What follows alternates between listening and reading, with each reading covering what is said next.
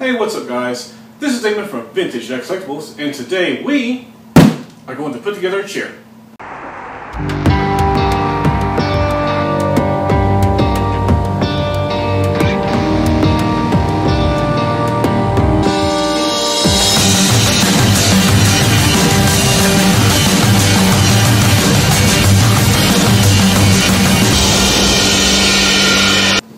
And as you see, it comes in a very large, hefty box. I thought for a minute, man, is there two in here? Now this chair was a birthday gift from my girlfriend, and she found it through Amazon on sale from $200 to $170. Merax is the name of the brand, and it is classified as a gaming chair with a racing design. If you are interested, I'll share the link down below in the description box. And yes, once I'm done with the box, it will be turned into a cardboard house for the cats. So the first thing I like to do with any project like this is to lay out everything just to double check that the box came with everything that it should. Okay, I have everything laid out and it looks like we're in good shape. So here's a look at the directions, and it looks simple enough. We'll just start with the base. And the second paper just shows you how to use the reclining lever, and wow, check this out. The seat can actually go all the way back and set flat. Why would you even want to do that? Why would you want to lay that way? I mean, I don't plan on getting high in the chair. Now at my computer desk, I do enjoy a little whiskey every now and then. Now for our first step, we're going to be working with the rollers, the base, this heavy duty piece here, which is called the gas cylinder, okay, and the sleeve that goes over it. So now this first step, no tools are required, which does kind of bother me because the base just fits in there. So, you know, I'm hoping once it's inserted, it stays there, you know. Definitely don't want to be rotating in the chair and it's just, you know, come tumbling down. So there we go.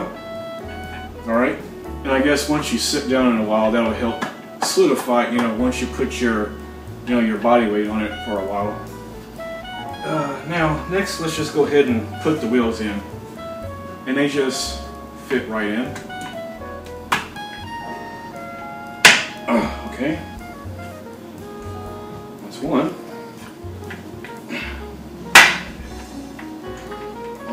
Don't make me look bad on camera. 4. Come on, number 5. There we go. Then here's the little, oops. Here's a little sleeve, and that just goes over. So, step 1 is done. And now for step 2, we're going to attach the back of the chair with the seat. It's already in place. So we got our 4 bolts, 4 washers, 2 on each side, and our little L-shaped hex wrench that comes with it. So I'll go ahead and prepare my washers onto the bolts. I use my hand to just go ahead and get them in there. Then once I have all 4 in place, I'll use the wrench to tighten them up. Right, our last bolt. It's going in.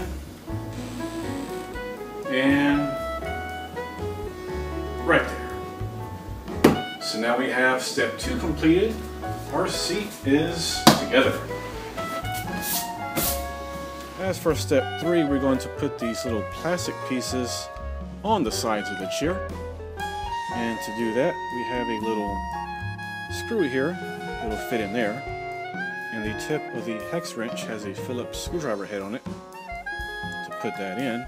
And once the screw is in, we have this little plastic cap to cover up the hole.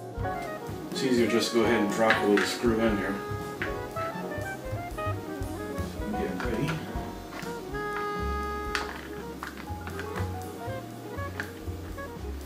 And our second side, give it one little squeeze, one more squeeze, and that's good.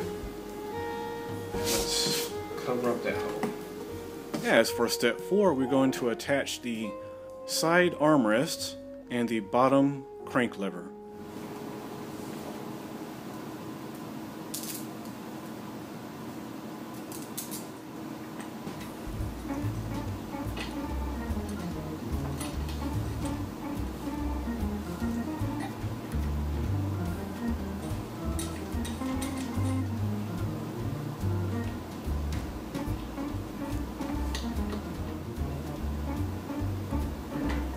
Now you want to attach the lever piece to where the handle is accessible from the right side of the chair you are sitting down.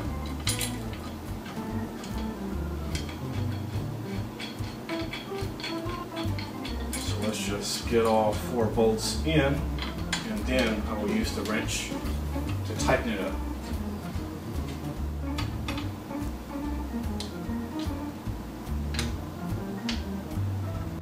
Now remember to make sure that those 4 screws going into that bottom piece are nice and snug, because, hey, that's what's going to be holding your butt up.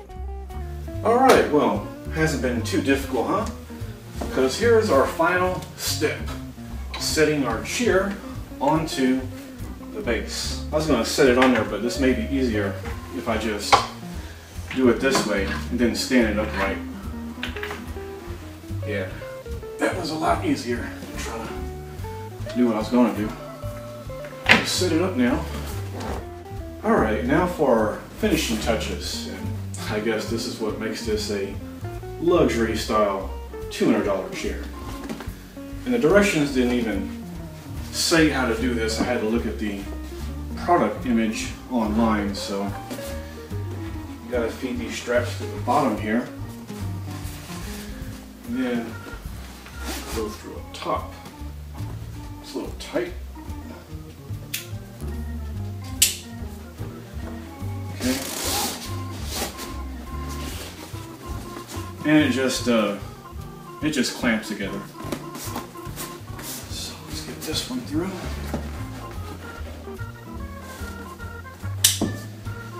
Okay. And one more. I think this just kind of goes to the top like this. So there we have it. Now we have added back support and neck support. So let's see how that feels. Yeah, it's nice. Now these right here are my only leftovers. They were included in the instructions, but I just didn't feel they were necessary to go along with the standard size washers. And besides, these little rings did not fit the bolts anyway. Now let's check out the 3 functions of the chair. So here is the up and down movement. You pull the lever and it goes up that much. And I kind of expect it to go up a little bit higher, especially since it's kind of an expensive chair. But that's okay because I like to set low anyway. Now as for the second function, the armrest can go up quite a bit. So you can kind of adjust that to your liking, to whatever is comfortable for you. Alright, now for those who are curious, I'm around 5'9", 5'10", just over 200 pounds, and I fit very comfortable in this chair. As for the exact width, it is 21 inches across. Now underneath, where you put the armrest in, instead of a hole, there is an oval. So if you want, you can tighten it to where the armrests are an extra inch out, giving yourself an extra inch on each side for a total of 23 inches across. And now for our third and final function, we're going to test out the reclining back. So let's go back about halfway, and that feels pretty good. Now the instructions show that it can lay all the way flat. So let's test that out, and wow, here we are. All I need is a little footstool.